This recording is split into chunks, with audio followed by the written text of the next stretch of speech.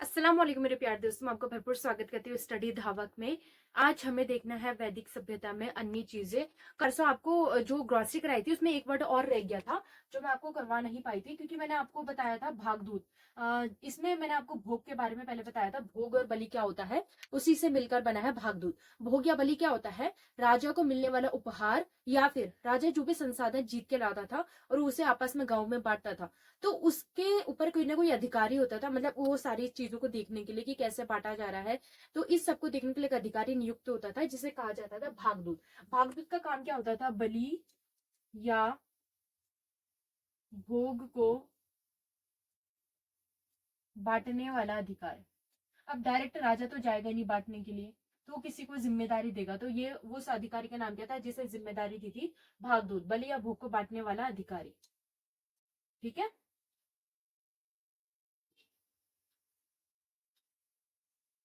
उसे हम लोग कहते थे भागदूत। इसे लिखिए। और आज हमें देखना है कुछ यहाँ की जो इंपॉर्टेंट नदियां हैं, उसका नाम इस काल में कुछ और होता था। यानी कि वर्तमान में जो नदियां बह रही हैं, वही नदियों का स्वरूप उस काल में भी था, परंतु उसे अन्य नामों से जाना जाता था। इसमें सवाल बनते हैं कि इस नदी को क्या नाम दिया गया, या आर्य वाले इस नदी को क्या कहते थे, तो वो हमें आज देखना है। तो ये लिख लीजिए। अब इसको लिखिए पहले, फिर मैं इसको इरेज करती हूँ। एक बार आप इसका स्क्रीनशॉट लीजिए या जल्दी से लिख लीजिए।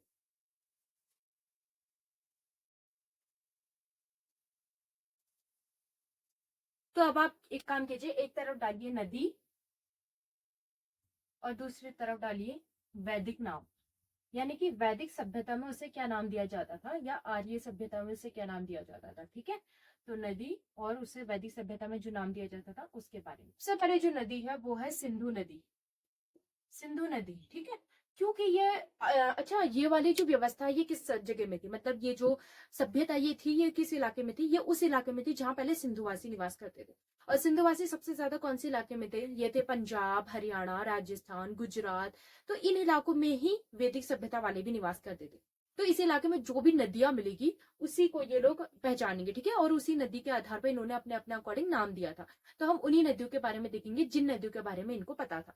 ये जो सिंधु नदी थी, इसको वैदिक नाम क्या है, इसको वैदिक नाम में भी सिंधु ही कहा जाता था। यानी कि इसका कोई भी नाम चेंज नहीं हुआ था। जैसे वर्तमान में सिंधु है, उस टाइम में भी सिंधु ही कहा गया। नेक्स्ट है झेलम। झेलम को यहाँ कहा गया वितस्तता। ठीक है, झेलम को कहा गया वितस्तता। फिर है चेनाब। चेनाब को कहा गया अस्किनी। अस्किनी। फिर है रावी। रावी को कहा गया पुरुषनी। फिर है व्यास, विपासा एंड सतलज, शतुदरी। फटाफट ये लिखिए। नाम याद करने के बारे में भी ट्रिक बता देती हूँ। आप इसके स्क्रीनशॉट लीजिए, जो नहीं लिख पाए हैं वो स्क्रीनशॉट लीजिए और पहले यहाँ सुनिए। इसकी ट्रिक क्या है वो सुनिए, ताकि आपको याद करने में प्रॉब्लम ना आए, लिखने में मत रहिएगा। सिंधु को सिंधु कहते हैं, नो प्रॉब्लम, ठीक है।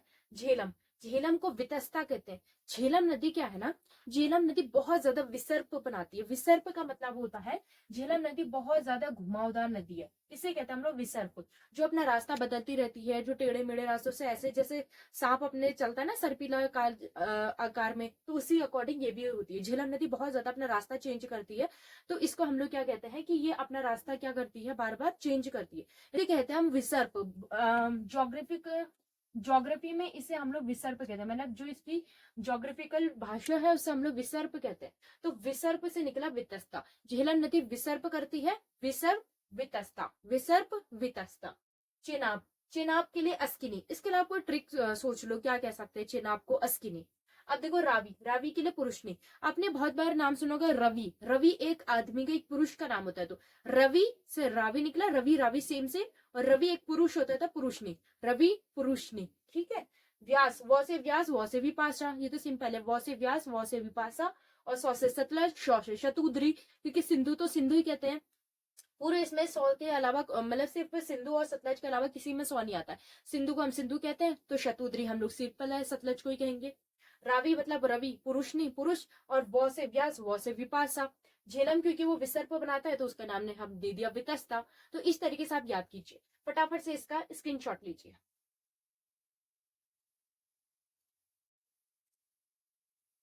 अब आज हमें देखना है वैदिक सभ्यता का धार्मिक स्थिति। आज हम इनके धार्मिक के बारे में, धर्म के बारे में देखेंगे, ठीक है। धार्मिक स्थिति ये मैं आपको कल पढ़ा चुकी हूँ, समझा भी चुकी हूँ यहाँ की धार्मिक स्थिति कैसी थी। इतना तो आप समझ गए हो कि यहाँ का जो धर्म था वो किस पर आधारित था। वो था पूरी तरीके से प्रकृति पर। प्रकृति मतलब पेड़ पौधे, जो भी प्रकृति में जलवायु सब कुछ है, वो सब जो है प्रकृति है, तो उस पर आधारित था इनका धर्म। लेकिन प्रकृति को ये किस आधार पर पूजते थे, नारी के आधार पर या पुरुष के आधार पर? तो ये लोग पूछते थे पुरुष के आधार पर, यानी कि देवता के आधार पर प्रकृति को पूछते थे, लेकिन एक देवता के स्वरूप के रूप में पूछते थे। वही सिंधुवासी जो प्रकृति को पूछते थे वो नारी के रूप में पूजा करते थे, देवी के रूप में। जैसे कि आपने देखा होगा कि एक मैंने आपको बताया भी था कि मार्शल को एक मोहर मिली जिसमें उसने बताया है कि एक स्त्री के गर्भ से पौधा निकल रहा है, जैसे उर्वरा देवी कहा गया। मतलब उसने जमीन यानी प्रकृति है, वो पौधा जमीन मिट्टी प्रकृति है, लेकिन उसको स्वरूप कैसा दिया, नारी का। लेकिन यहाँ पर हमने किसका स्वरूप दिया है, हमने नहीं, सॉरी, वैदिक सभ्यता वालों ने पुरुष का, मतलब किसी भी प्रकृति है, प्रकृति की कोई भी चीज है, उसे एज अ पुरुष के रूप में उन्होंने पूजा है। क्योंकि यहाँ पर पुरुष प्रधान समाज था, पुरुष की ज्यादा पुत्र की ज्यादा मांग होती थी, मतलब एक पुरुष प्रधान समाज होने के नाते इसमें किसकी ज्यादा अधिकता है, पुरुष की, ठीक है। तो फॉर एग्जाम्पल यहाँ पर दो तरीके के जो देवता है बहुत ज्यादा प्रसिद्ध थे। नंबर वन, जिनकी सबसे ज्यादा, एक तो सबसे ज्यादा फेमस है इंद्र। इंद्र इंद्र को यहाँ पर इंद्र नहीं कहा गया, यहाँ पर कहा गया है पुरंदर। पुरंदर। तो क्वेश्चन ये बनता है कि पुरंदर किसे कहा गया, पुरंदर इंद्र को कहा गया है। इंद्र पुरंदर, यानी कि जो ये देवता है ये कौन है, इंद्र है, ठीक है। और इनको जो नाम यहाँ पर दिया है वो क्या दिया है, पुरंदर। पहले तो आप धार्मिक स्थिति में लिखिएगा, यहाँ वाले या इस सभ्यता वाले प्रकृति की पूजा करते थे। इस सभ्यता वाले प्रकृति की पूजा करते थे। इस सभ्यता वाले प्रकृति की पूजा करते थे पुरुष के आधार पर। पुरुष के आधार पर यह सभ्यता वाले प्रकृति की पूजा करते थे पुरुष के आधार पर, ठीक है। या फिर पुरुष के आधार पर प्रकृति की पूजा की जाती थी। तो दो प्रमुख देवता है, नंबर वन पे लिखना इंद्र, और दूसरा है दूसरे में दो आते हैं, एक है अग्नि, यानी कि टोटल तीन हो गए, लेकिन इन दोनों को हम एक साथ ले रहे हैं, ये वाले को अलग, क्योंकि जो ये है ना, ये वाले देवता, इनका ज्यादा इंपॉर्टेंस माना गया। अग्नि और जो दूसरा मैं भी लिखाऊंगी उनसे ज्यादा इनका, तो इनको एक अलग ही उसमें लिखना। फिर लिखना अग्नि तथा सोम। सोम क्या है, ये मैंने आपको कल बताया था। सोम क्या होता है ना, सोम एक प्रकार का पौधा है, ये ज्यादातर जम्मू कश्मीर वाले इलाके में मिलता है। इससे एक प्रकार का पेय पदार्थ बनाया जाता है। माना जाता है कि वर्तमान में तो नहीं, बट जो बुक्स मिली है, जो उस टाइम के धार्मिक पुस्तकें हैं, उसमें बताया गया है कि सोम एक प्रकार का ऐसा पेय पदार्थ था जिसे पीकर अमर हो जाते थे। उसको क्या कहते हैं, मुझे भी नाम याद नहीं आ रहा है, एक विष होता है, एक अमृत समथिंग, यस अमृत। तो अमृत माना गया है, बट ये एक प्रकार का नशीला टाइप का थोड़ा पदार्थ होता था जिसका पेय किया जाता था उस टाइम पर। अब तो ये नहीं मिलता है सोम पौधा। तो ये तीन जो है इनकी धार्मिक स्थिति के रूप में इन तीन देवता की सबसे ज्यादा पूजा होती थी। ऐसा नहीं है कि सिर्फ इन्हीं को पूजते थे, औरों को भी पूजे, जैसे नदियों को भी पूजा जाता था, पहाड़ों की पूजा की जाती थी, बट मैक्सिमम कौन से है ये, जैसे तीन इन देवताओं ने अपना फेम बनाया था अपना एक अलग से, ठीक है। तो ये तीनों के बारे में लिखिए। अब देखो, धर्म होता है तो धर्म किस चीज के लिए होता है, धर्म किसी भी इंसान की एक ऐसी अभिलाषा, एक ऐसी सोच, एक ऐसा विश्वास होता है जो उसके जीवन को तय करता है। यानी कि इसमें भी धर्म तो माना गया था, बट उन्होंने क्यों माना था, इन्होंने माना था कि जो प्रकृति है, प्रकृति हमें देती है, प्रकृति ही हमारा विनाश भी करती है। तो वो लोग क्या करते थे ना, प्रकृति की पूजा करते थे, प्रकृति को अच्छा बनाने की कोशिश करते थे, और प्रकृति से मांग करते थे। क्योंकि कोई भी हो, आप भी वर्तमान में अगर अपने अपने अकॉर्डिंग पूजा करते होंगे तो कुछ ना कुछ मांगते होंगे अपने ईश्वर से कि मुझे ये चाहिए, ये चाहिए। तो इस वक्त भी ना ये लोग मांग करते थे अपने जो भी देवता है उनसे। तो ये सबसे ज्यादा किस चीज की मांग होती थी, किस चीज के लिए लोग प्रार्थना करते थे, तो लिखिएगा, ये सभ्यता वाले या आर्य लोग, ये सभ्यता वाले पुत्र तथा गाय प्राप्ति हेतु, गाय प्राप्ति हेतु प्रार्थना व यज्ञ करते थे। प्रार्थना तथा यज्ञ करते थे।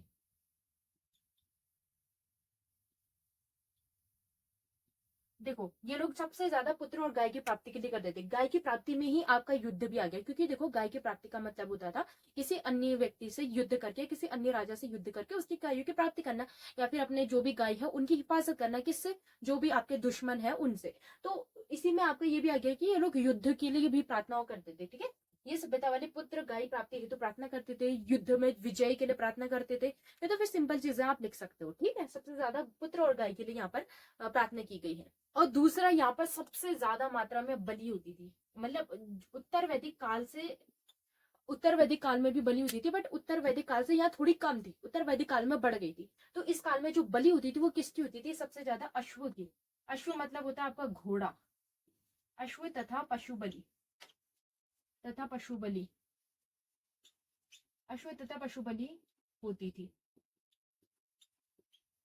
और ये सब किसको खुश करने के लिए की जाती थी? बलि जो है ना, ये अपने देवताओं को खुश करने के लिए किया करते थे कि हम लोग बलि देंगे तो बदले में, हमारी बलि के बदले में वो हमें कुछ ना कुछ देंगे, जो भी वो मांग करने हैं, पुत्र प्राप्ति हो, युद्ध में विजय की प्राप्ति हो, या गाय के लिए। ठीक है, तो ये लोग बलि देते थे। अश्व और पशु की बलि दी जाती थी, अलग अलग पशुओं की यहाँ पर बलियां दी जाती थी। सबसे ज्यादा मात्रा में जो बलि होती थी पशुओं में, वो होती थी अश्व। अश्व मतलब कि घोड़े, घोड़े की बलि अधिक होती थी। ठीक है, और एक और इंपॉर्टेंट चीज इसमें लिखिएगा, ये लोग मूर्ति पूजा नहीं करते थे। वेरी इंपॉर्टेंट, ये लोग, इसको वेरी इंपॉर्टेंट कर देना, क्योंकि आप लोगों को सीधे से ना अगर आपसे सवाल पूछा जाए जिसने नहीं पढ़ा है, वो तो नॉर्मली यही लगा के कि ये लोग मूर्ति पूजा करते होंगे। देखो सिंपल सी बात है, धर्म का मतलब होता है मूर्ति पूजा। ज्यादातर वर्तमान में यही स्थिति बन चुकी है, तो आपको यही लगता है कि धर्म मतलब मूर्ति पूजा, बट ऐसा नहीं है।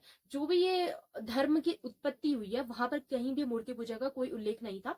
जो वैदिक काल है, वैदिक काल में कोई मूर्ति पूजा नहीं होती थी। अब आपको लिखेगा वैदिक काल यानी कि ऋग्वेद, जहां पर वेद बने थे, और वेदों से ही वर्तमान का धर्म भी चलता है। इट मीन्स वर्तमान में मूर्ति पूजा होती है तो उस टाइम पर भी मूर्ति पूजा होती होगी, और इस आधार पर आप लोग किसमें टिक लगा गए होंगे कि मूर्ति पूजा होती थी, जो कि आपका रॉन्ग हो जाएगा, नंबर वहीं कट जाएंगे।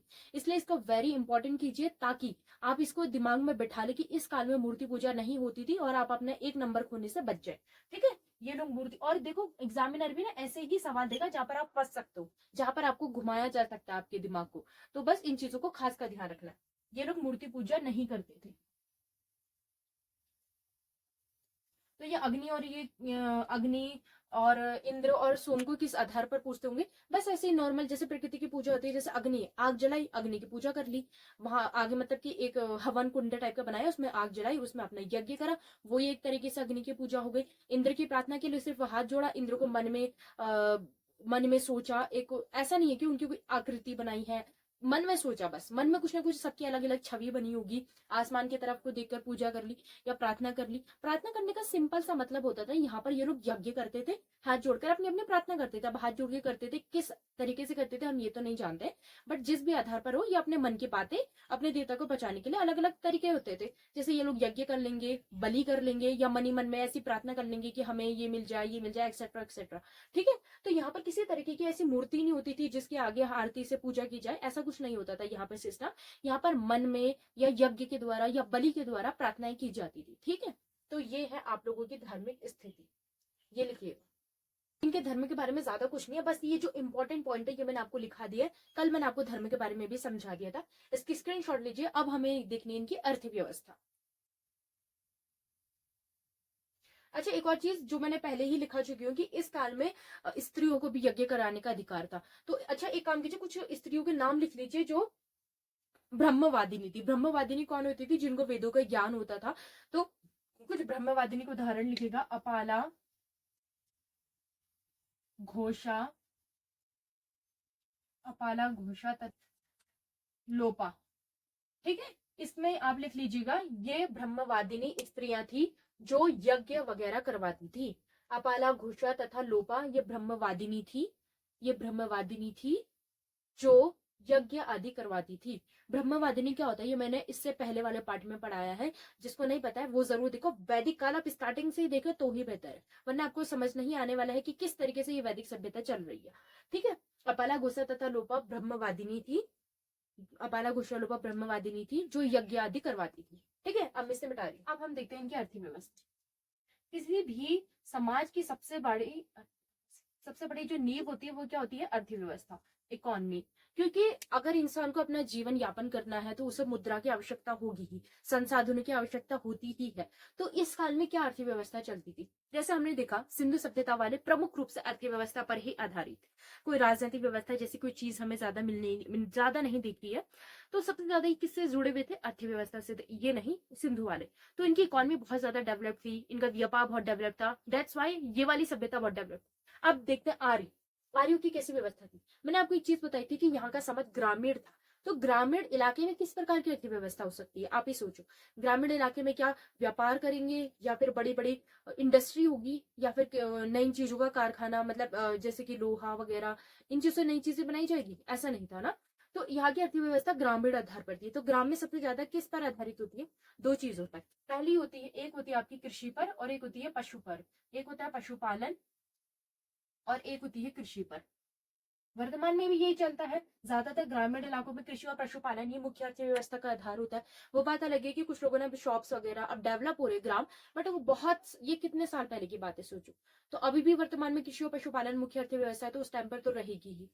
ठीक है। तो पशुपालन और कृषि इनका मुख्य आधार था। अब ये कृषि किस चीज की करते थे, पशुपालन किस चीज का, ऐसा कुछ नहीं है, और इससे पूछा भी नहीं जाता है। सिर्फ इसमें मोटा मोटा देखना है कि इनकी अर्थव्यवस्था किस पर आधारित थी। पशुपालन, कृषि। अब इसके अलावा ये और चीजें भी करते थे, जैसे छोटे मोटे यहाँ पे शिल्पकार होते। क्योंकि देखो, शिल्पकार का मतलब होता था जो किसी वस्तु को निर्माण करेगा। शिल्पकार की आवश्यकता हमेशा रहेगी। क्यों? क्योंकि यहाँ पर को अगर आपको बर्तन बनाने हैं खाने वाने के लिए, तो उनके लिए तो चाहिए है, या फिर घर में कुछ इंपॉर्टेंट सामान वगैरह कुछ बनाना है, लकड़ी का सामान बनाना है, तो उसके लिए शिल्पकार भी यहाँ पर होते थे। ठीक है, लेकिन बहुत बड़े लेवल में नहीं, छोटे छोटे लेवल में ये लोग काम किया करते थे। उसके अलावा शिकार, शिकार भी इन लोगों की अर्थव्यवस्था का आधार था। मैंने आपको बताया था कि ये ऐसी जनजाति है जो शिकार करती थी, मतलब इनके पास शिकार करने वाले हथियार होते थे, इनको शिकार ज्यादातर क्या करते थे। तो इनकी कृषि अर्थव्यवस्था में शिकार को भी एड ऑन करेंगे कि मतलब अगर इनको भोजन, क्योंकि देखो इसी से पता चलता है कि ये लोग मांसाहार भी थे। ये लोग शाकाहार के साथ साथ मांसाहार भी थे, मांस का भी ग्रहण करते थे। तो ये शिकार में क्या है, जिस भी जानवरों को पकड़ेंगे उसको भोजन के रूप में सम्मिलित करेंगे। अच्छा, एक और इम्पोर्टेंट चीज यहाँ पर ब्राह्मण वगैरह सारे धर्म के लोग मांसाहार करते थे। ठीक है, मतलब मांस का आहार करते थे। जैसे वर्तमान में माना जाता है कि कुछ पर्टिकुलर धर्म, सॉरी, वर्ण के लोग मांस का सेवन नहीं करते, बट इस काल में मांस का सेवन होता था। इस काल में क्या होता था ना, जो भी ब्राह्मण या कोई भी व्यक्ति किसी के घर में यज्ञ करवाने जा रहा है, तो बदले में उसको मांस परोसा जाता था। यानी कि क्योंकि आपको पता है यहाँ पे बहुत बड़े लेवल में बलि होती थी, बलि का बहुत ज्यादा महत्व होता था।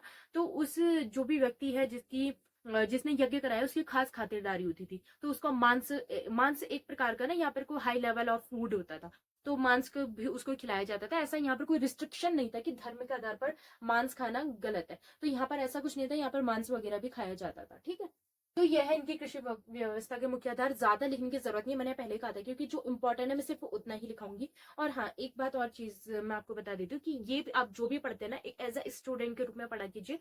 एक धार्मिक व्यक्ति के रूप में आपको नहीं पढ़ना, आपको एज अ स्टूडेंट पढ़ना है। क्योंकि देखो, आपको सब कुछ देखना है, आपको इतिहास पढ़ना है, आपको बुक्स पढ़नी है, तो आपको बुक की लैंग्वेज के अकॉर्डिंग चलना पड़ेगा। धर्म में क्या होता है, क्या लोगों की बातें, वो बातों को आप अलग रखिए। इस वक्त आपको तर्क के आधार पर देखना है, क्योंकि ये जो भी खोजबीन करके आई है ना, ये सब इतिहासकारों ने, ऐसे ही किसी ने भी मतलब अपने मन से मनगढ़ंत बातें नहीं लिखी है। तो मैं भी जो पढ़ा रही हूँ वो बुक के आधार पर ही पढ़ा रही हूँ। आप लोगों को भी एज अ स्टूडेंट तर्क के आधार पर ही देखना है, तर्क के आधार पर ही सोचना है।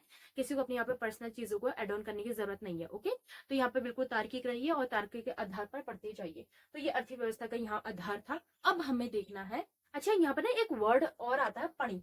पणी जिसको कहा गया है व्यापारी। व्यापारी, पणी यहाँ पर कोई व्यापारी। अब आप कहेंगे कि मैम आप तो कहते हैं व्यापार नहीं था। देखो, गांव है, लेकिन गांव के इलाके में बहुत छोटा लेवल का व्यापार।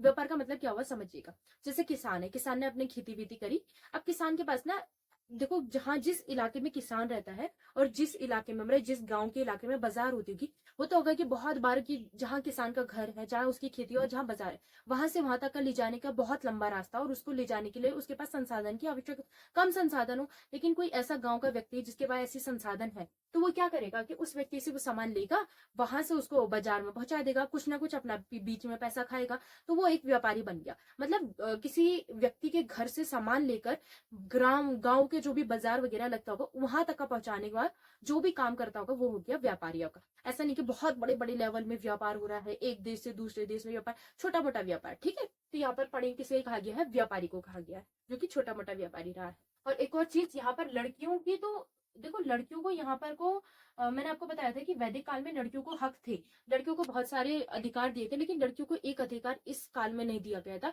वो था लड़कियों को संपत्ति में कोई अधिकार नहीं था। लड़कियों को संपत्ति का अधिकार नहीं, संपत्ति का हक नहीं था, सिर्फ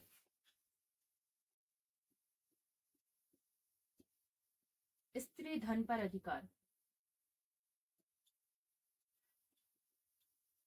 हक था या अधिकार था, आप अपना अकॉर्डिंग लिख लीजिए। अच्छा, स्त्री धन क्या होता है?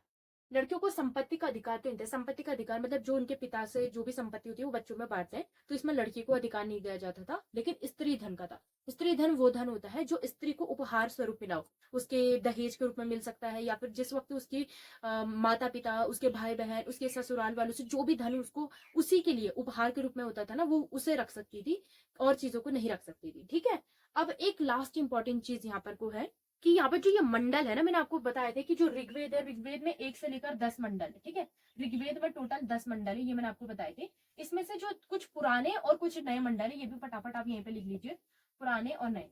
कुछ मंडल मतलब पुराने नए का मतलब है कुछ को पहले लिखा जा चुका है, बहुत पहले लिखा जा चुका है, मतलब कुछ को पहले लिख दिया है और कुछ को थोड़ा समय बाद में लिखा है, तो हमने उसे पुराने और नए बांट दिया। नए का मतलब ऐसे नहीं कल परसों लिखा है, मतलब उस टाइम पर लिखा है, लेकिन उसके आधार पर सबसे पहले किसे लिखा और बाद में किसे लिखा, उसके आधार पर पुराना और नया है। पुराने मंडल है 2 से 7, 2 से 7 और एक तथा पहला व 10वां मंडल नया है, ठीक है। तो 2 से 7 तक के पुराने मंडल है, 1 से 10वें तक के नए मंडल है, 8-9 का पता नहीं है, ठीक हो गया। तो ऋग्वेद में टोटल 10 मंडल है, 2 से 7 तक के पुराने और एक और 10वां नया, यानी कि इनको बाद में जोड़ा गया है और ये वाले पहले लिखे जा चुके थे। तो इसकी स्क्रीनशॉट लीजिए।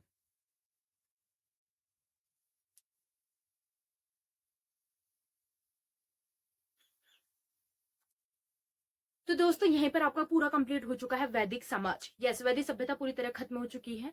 अब हम देखेंगे उत्तर वैदिक सभ्यता। इसके जस्ट बाद इसका नया स्वरूप होगा, इसके जो भी चीजें हैं, स्ट्रक्चर है, धार्मिक, अर्थव्यवस्था, सब बदल जाएगी। अब हमें उसे देखना है। तो ये वैदिक सभ्यता यहाँ पर खत्म होती है। अब हमें देखेंगे उत्तर वैदिक। उत्तर वैदिक का थोड़ा सा पार्ट बड़ा है, तो इसे हम लोग अब नेक्स्ट क्लास में कवर करेंगे। आज की क्लास कैसी लगी जरूर कॉमेंट में बताइएगा। लाइक शेयर सब्सक्राइब जरूर कीजिएगा। हमें बस आपसे इतनी सी ही एक रिक्वेस्ट है कि हम लाइक सब्सक्राइब और शेयर जरूर कर दिया कीजिए। और हाँ, टेलीग्राम से जरूर जुड़िए, उसमें हम लोग करंट अफेयर्स के क्वेश्चंस और ऑब्जेक्टिव टाइप क्वेश्चन भी देते हैं, करंट अफेयर्स भी बताते हैं। तो उसके लिए आपको टेलीग्राम से जुड़ना पड़ेगा, जिसका लिंक मैंने डिस्क्रिप्शन में दे दिया है, या आप स्टडी धावक करके हमारे लोगों के साथ जो भी चैनल का नाम आएगा उससे जुड़ जाइएगा, ठीक है। तो अब और इसका रिवीजन कीजिएगा, नोट्स बनाइएगा। मिलते हैं नेक्स्ट क्लास में। अल्लाह हाफ़िज़।